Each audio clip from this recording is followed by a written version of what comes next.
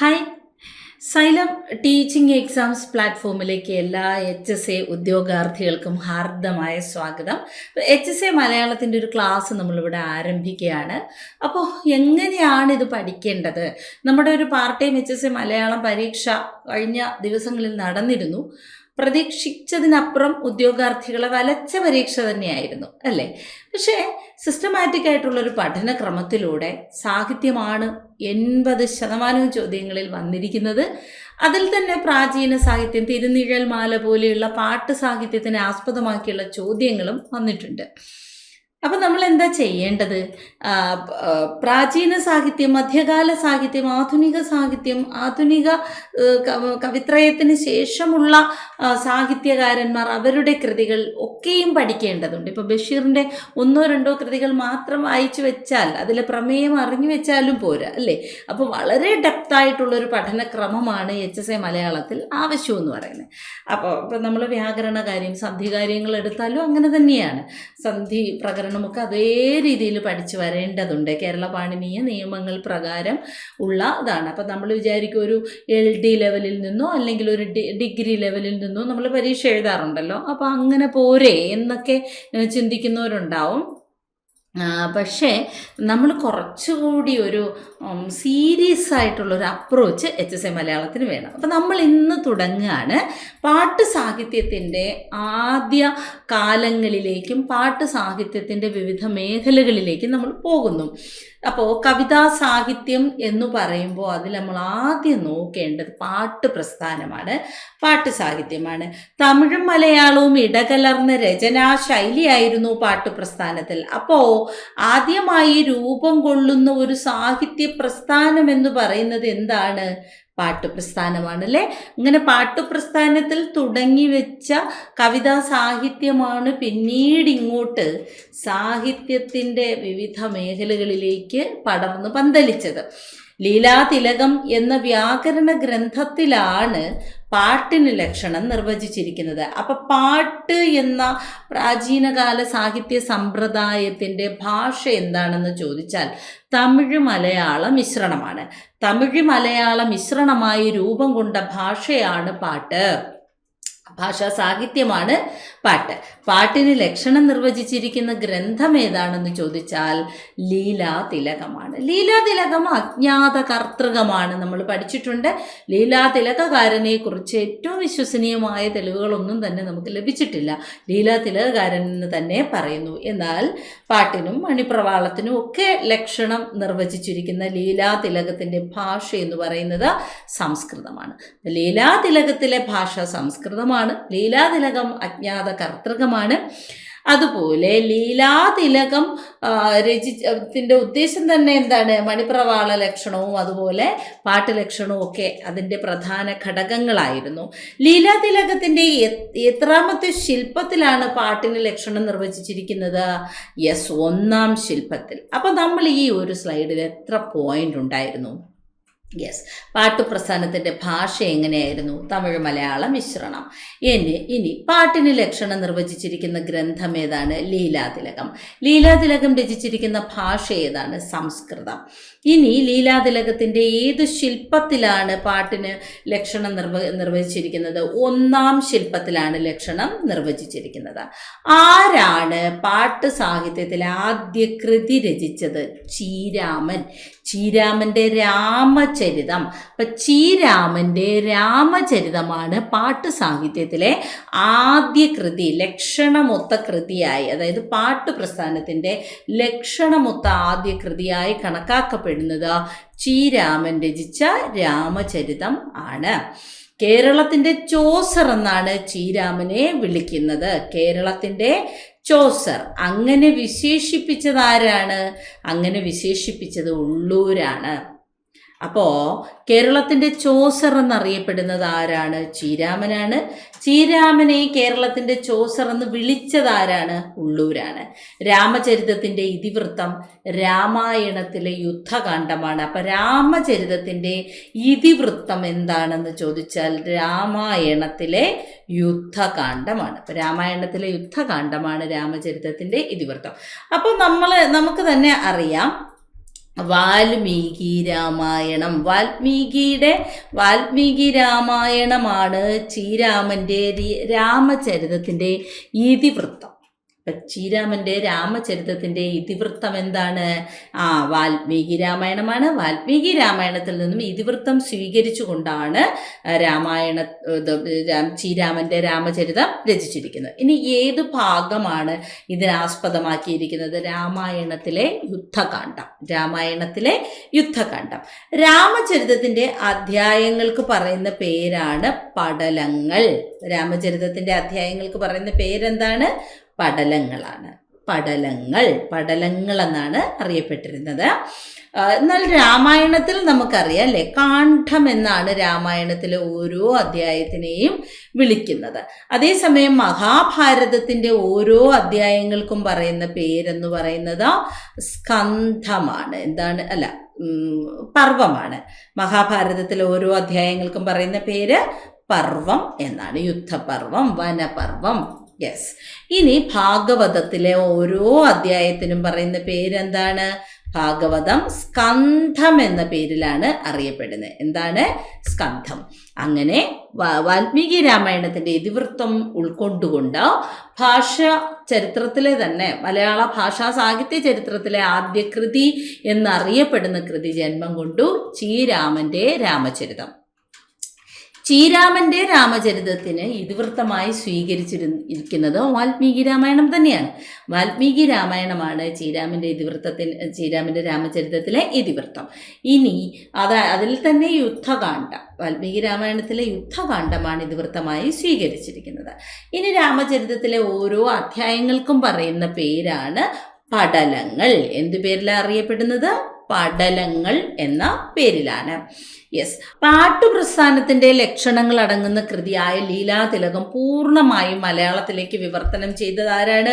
ആറ്റൂർ കൃഷ്ണപിഷാരടിയാണ്. അപ്പോൾ പാട്ടുപ്രസ്ഥാനത്തിൻ്റെ ലക്ഷണങ്ങളൊക്കെ അടങ്ങുന്ന കൃതിയായ ലീലാതിലകം പൂർണ്ണമായും മലയാളത്തിലേക്ക് വിവർത്തനം ചെയ്തത് ആറ്റൂർ കൃഷ്ണപിഷാരടി. ആരാണ്? ആറ്റൂർ കൃഷ്ണപിഷാരടിയാണ് വിവർത്തനം ചെയ്തത്. ഇനി രാമചരിതത്തെക്കുറിച്ചുള്ള കൃതികൾ ഏതെന്ന് ചോദിച്ചാൽ, രാമചരിതം ഒരു വിമർശനാത്മക പഠനം. പി.വി. കൃഷ്ണൻ നായർ. ആരാണ്? പി.വി. കൃഷ്ണൻ നായരാണ് രാമചരിതം ഒരു വിമർശനാത്മക പഠനം എന്ന കൃതി രചിച്ചത്. ഓക്കെ അല്ലേ? യെസ്. രാമചരിതത്തെക്കുറിച്ചുള്ള കൃതികളിൽ ഏറ്റവും പ്രധാനം എന്ന് പറയുന്നത് ഏതായിരുന്നു?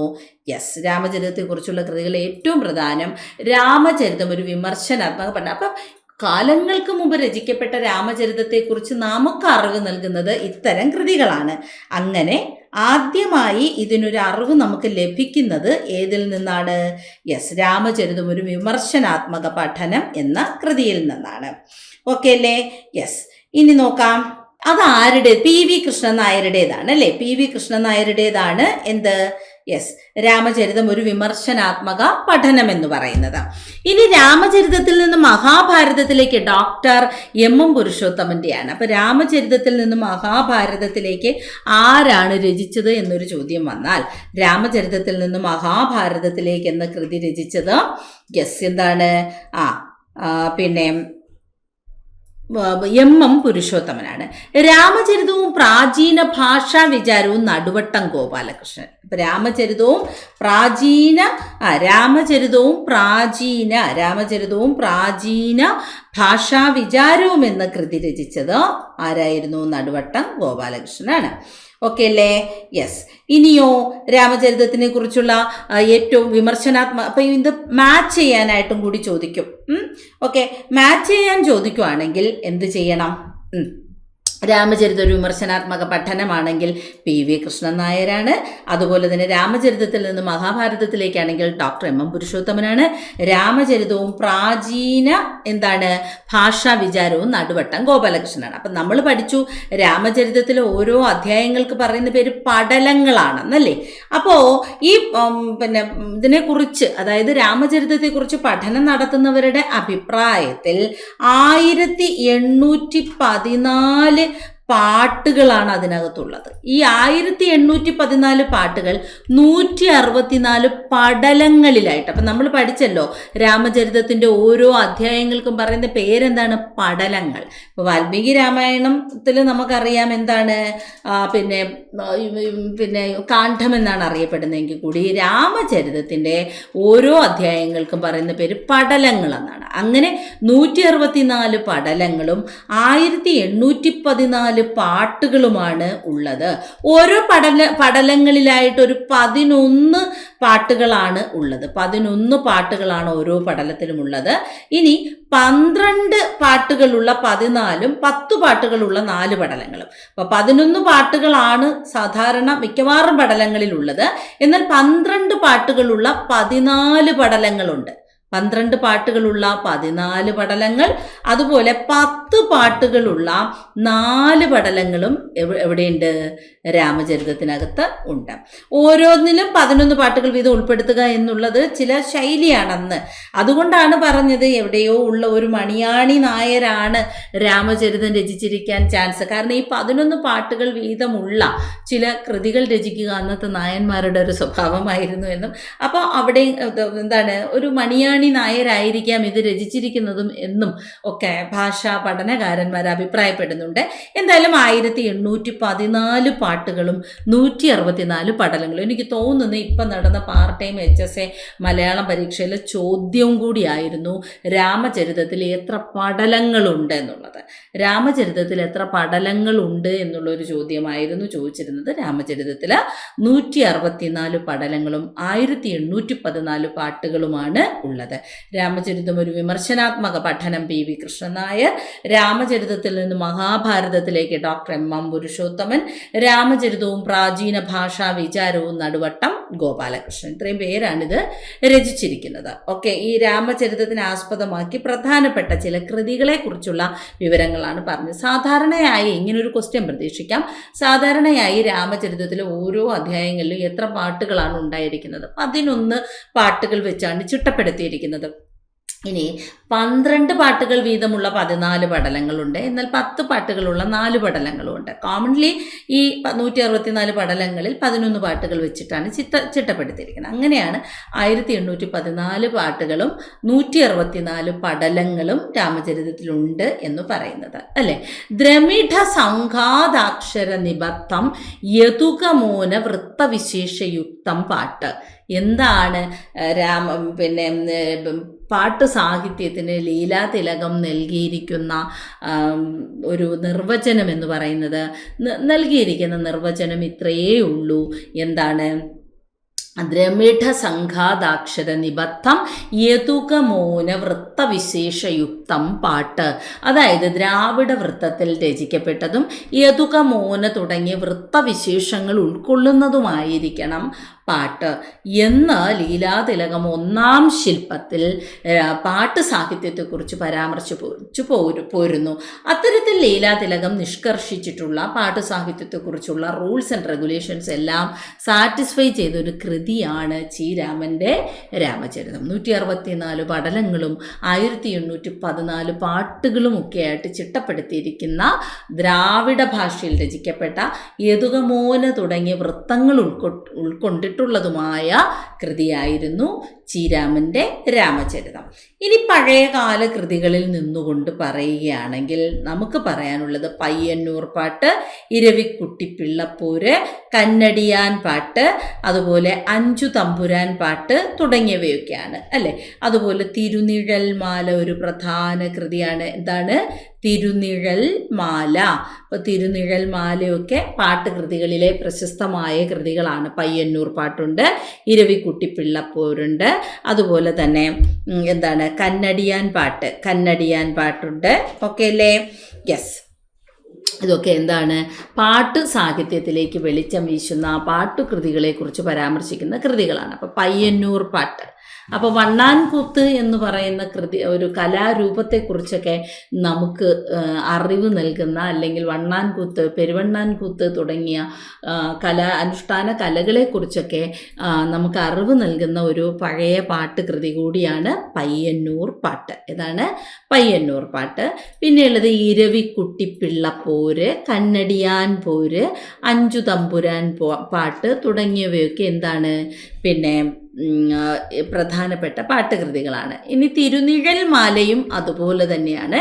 തിരുനിഴൽ മാലയുടെ പ്രത്യേകത ഗംഗാ നദിയെക്കുറിച്ച് പരാമർശിക്കുന്നു എന്നുള്ളതാണ്.